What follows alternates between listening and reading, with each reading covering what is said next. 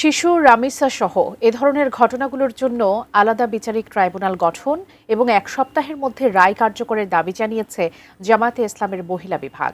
সকালে এক মানববন্ধনে এমন দাবি করা হয়। এদিকে বিচার বিভাগকে হস্তগত করতে বর্তমান সরকার বিগত সরকারের মতোই উদাহরণ তৈরি করেছে বলে মন্তব্য করেছেন জামায়াতের সহকারী secretary general doctor Hamidur Rahman Azad.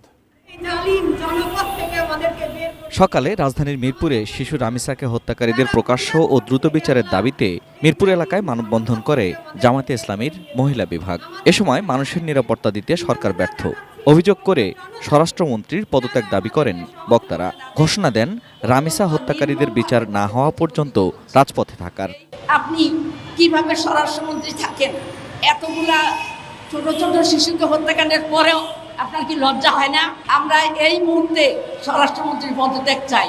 এদিকে সুপ্রিম কোর্ট সচিবালয় বিলুপ্ত করে আইন মন্ত্রণালয়ে যুক্ত করার প্রতিবাদে দুপুরে দলের কেন্দ্রীয় কার্যালয়ে এক সংবাদ সম্মেলন করে জামায়াতে ইসলামী। তারা জানায় বিএনপি রাষ্ট্রে আবারও কর্তৃত্ববাদী শাসন প্রতিষ্ঠা করতে চায়, যার জন্য বিচার বিভাগকে আগের অবস্থানে ফিরিয়ে নিয়ে যাচ্ছে।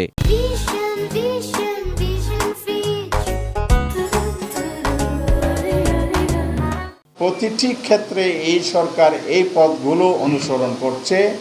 বিগত সরকার যে পথ দেখিয়ে গেছে, তো জনগণ একইভাবে বিগত সরকারে যে পথ দেখিয়েছে ওনাদেরকেও সেই পথে যেতে হবে ইনশাআল্লাহ।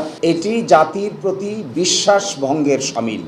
ইংরেজিতে বলে breach of trust of a nation.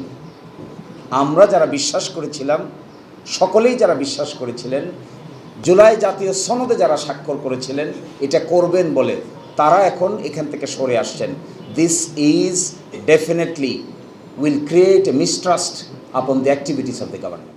বিকেলে ঢাকা উত্তর সিটি কর্পোরেশনে জামায়াতে ইসলামীর মেয়র প্রার্থী মোহাম্মদ সেলিম উদ্দিন এক সংবাদ সম্মেলনে দাবি করেন, দেশের আইনশৃঙ্খলা পরিস্থিতির এই অবনতির জন্য সরকারই দায়ী। আরো যদি আপনারা দর্শকদেরকে প্রশ্রয় দেন, আইন শৃঙ্খলার অবনতিতে আপনারা যদি এমপিরা মন্ত্রীরা যদি আরো বাতাস দেন, তাহলে জনগণ তার নিজের নিরাপত্তার স্বার্থে, তার জীবন রক্ষার স্বার্থে তারা রাস্তায় নামতে পারবে। Ferdous Rahman, ATN news, Dhaka.